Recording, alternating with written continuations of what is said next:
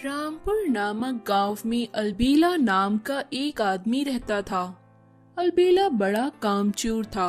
वो कोई भी काम नहीं करता, पर वो बहुत पेटू था। उसको जब भी भूख लगती तो वो खाना चोरी करके खाता था। चाट वाले की दुकान पर लोग चाट खाते तो वो उनके पीछे छुपकर उनकी प्लेट से चाट लेकर खुद खा जाता था और लोगों को समझ नहीं आता चाट खत्म कैसे हो गई। जब लोग ऑफिस को जाते और बच्चे स्कूल को जाते तो वो पीछे से छिपकर उनके बैग से टिफिन चुराता और खाता था। सारे लोग उसकी इस हरकत से परेशान थे। उसी गांव में दीपक नाम का एक लड़का था जो गांव की दुकान से नारियल लेकर मार्केट में बेचने जाता था। उसने एक डंडे के दोनों तरफ नारियल बांधे और मार्केट बेचने चला गया। रास्ते में अलबेला ने उसे देखा। उसने दीपक के कंधे में बंधे पीछे वाले नारियल तोड़ के नारियल पानी पीना शुरू किया और नारियल की जगह पत्थर बांधता गया ताकि दीपक को पता न चले। दीपक जब मार्केट पहुंचा तो वहां उसका दोस्त बोला, अरे दीपक, ये क्या, एक तरफ खाली पत्थर है? हाँ। दीपक हैरान था, ऐसे कैसे हुआ? दीपक का दोस्त बोला, तुझे जरूर दुकानदार ने बेवकूफ बनाया है। दुकानदार नए लड़के को ऐसे ही बेवकूफ बनाते रहते हैं। तुझसे ये काम नहीं होगा, चल कुछ और काम ढूंढ ले। ऐसा कहकर उसका दोस्त वहां से चला गया, पर दीपक को समझ नहीं आ रहा था कि ऐसे कैसे हुआ। अब वो दुकानदार को क्या जवाब देगा कि आधा नारियल कहाँ गया। जब दीपक दुकानदार के पास पहुंचा, दुकानदार ने दीपक से कहा, क्यों रे दीपक, आधे नारियल का पैसा कहाँ है रे? दीपक बोला, जी मालिक, बाजार पहुंचा तो एक ही तरफ नारियल थे, दूसरी तरफ खाली पत्थर। मालिक ने दीपक को बड़ी डांट लगाई। अगले दिन फिर अलबेला पेड़ के पीछे छिपा था। जैसे ही दीपक आया, उसने फिर नारियल लेकर पीना शुरू किया। दीपक को फिर दुकानदार ने खरी खोटी सुनाई और कोई पैसे नहीं दिए। तुम रोज बहुत नुकसान करवाते हो, आधे नारियल के ही पैसे देते हो। तुम्हारी कमाई से ही काटूंगा और पैसे मैं, और अगर तुमने ऐसा दोबारा किया तो तुम्हें नौकरी से निकाल दूंगा। अब दीपक घर पहुंचा और माँ से बोला, माँ, मैं नहीं कर सकता ये काम, अब मुझे दूसरा काम शुरू करना पड़ेगा। मेरे बस की नहीं है ये काम। पता नहीं नारियल रोज कहाँ गायब हो जाते हैं। इतने दिन से कमाई तो ढेले भर की नहीं हुई, बस उधार और चढ़ता चला गया है। ऐसे तो भूखे रहने की नौबत आ जाएगी। उसकी बातें उसके पिताजी सुन रहे थे। बोले, बेटा, कल मैं भी चलूंगा तुम्हारे साथ। तुम कल जाना, मैं तुम्हारे पीछे पीछे चलूंगा और देखूंगा आखिर क्या होता है। अगले दिन दीपक दुकानदार से बड़ी मिन्नत करता है और दुकानदार उसे फिर से नारियल देता है। दीपक नारियल लेकर जा रहा था, पीछे पीछे उसके पिताजी थे। तभी पेड़ के पीछे से अलबेला आया और नारियल लेकर पीने लगा। पिताजी समझ गए कि ये सब इस अलबेला की करतूत है। ये उनके साथियों का ऑफिस में टिफिन भी चुराता है। वो बोले, अरे दीपक सुन, मैं भी आता हूँ। जैसे ही अलबेला ने देखा, वो भाग गया। दीपक बोला, क्या बात है पिताजी? उसके पिताजी बोले, बेटा यही काम करना तू, अब से तेरे नारियल पत्थर में नहीं बदलेंगे। अगले दिन दीपक के पिताजी ने एक ऑस्ट्रिच का अंडा उठाकर उस पेड़ के पीछे रख दिया जहां अलबेला छिपा रहता था।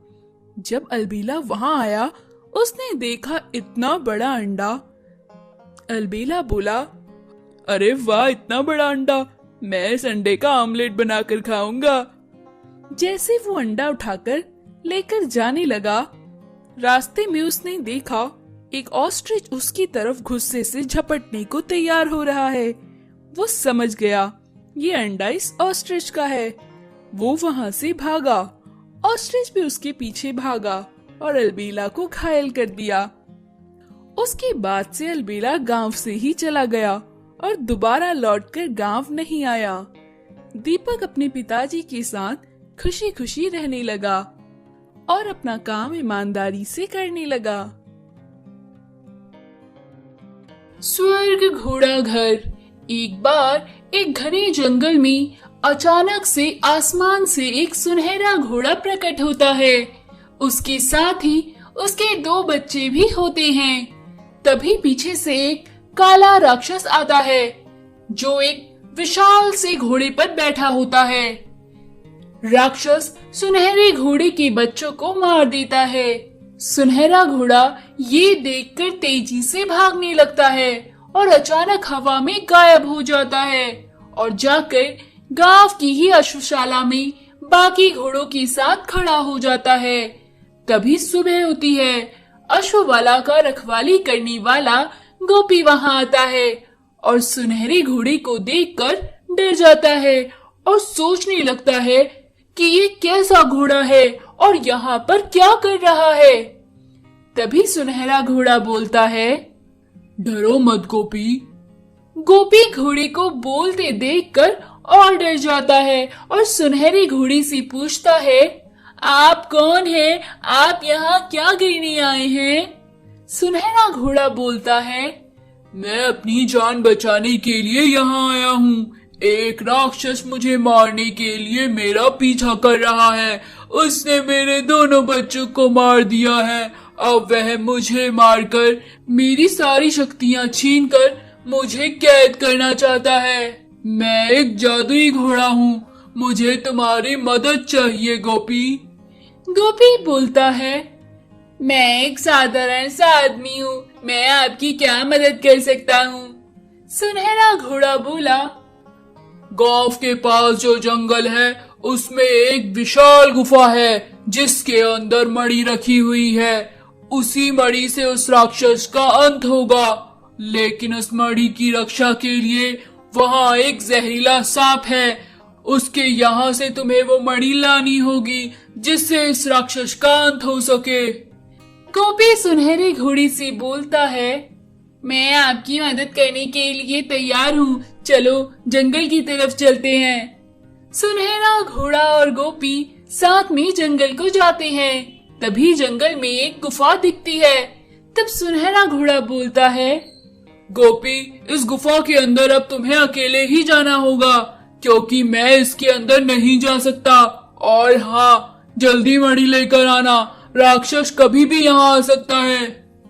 गोपी गुफा के अंदर जाता है और देखता है कि सच में वहाँ एक चमकदार मणि रखी हुई थी और उसके पास एक सांप फन फैलाकर बैठा हुआ था।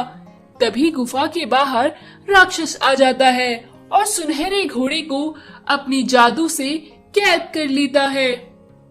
गोपी सांप को सुनहरे घोड़े और राक्षस की सारी बात बताता है। तब सांप बोलता है, ठीक है, तुम ये मणि ले जा सकती हो। हाँ, इसका इस्तेमाल सिर्फ राक्षस को मारने में ही करना और राक्षस के मर जाने के बाद इस मणि को यहाँ वापस रख देना। गोपी जल्दी से मणि को लेकर गुफा के बाहर आता है और देखता है कि राक्षस ने सुनहरे घोड़े को कैद कर लिया है। तभी राक्षस गोपी को देख लेता है और उसे मारने का प्रयास करता है। तभी गोपी मणि को राक्षस के आगे कर देता है। मणि के तेज प्रकाश से राक्षस और राक्षसी घोड़ा जलकर राख हो जाते हैं और सुनहरा घोड़ा जेल से मुक्त हो जाता है। तभी जंगल में एक बड़ा सोने का घोड़ा प्रकट होता है जिसमें सीढ़ियां होती हैं। सुनहरा घोड़ा गोपी के साथ उसके अंदर जाता है। गोपी देखता है कि वहाँ बहुत सारे सुनहरे घोड़े हैं। वहाँ की हर चीज सोने की बनी हुई है। गोपी की वहाँ खूब खातिरदारी होती है। फिर सुनहरा घोड़ा गोपी से कहता है, तुमने हमारी जान बचाई, उसके बदले हम तुम्हें उपहार देंगे, लेकिन ये उपहार तुम्हें अपने घर जाकर ही मिलेगा। फिर गोपी अचानक हवा में गायब हो जाता है और एक बड़े से घर में पहुंच जाता है। वहाँ उसके बीवी बच्चे भी होते हैं। अब गोपी के पास एक बड़ा मकान, गाड़ी, जेवर, नए कपड़े और बहुत सी चीजें हो जाती हैं। गोपी बहुत खुश होता है। फिर गोपी जंगल में जाकर उस गुफा में मणि को रख देता है और मणि की रक्षा करने वाले सांप को धन्यवाद देता है।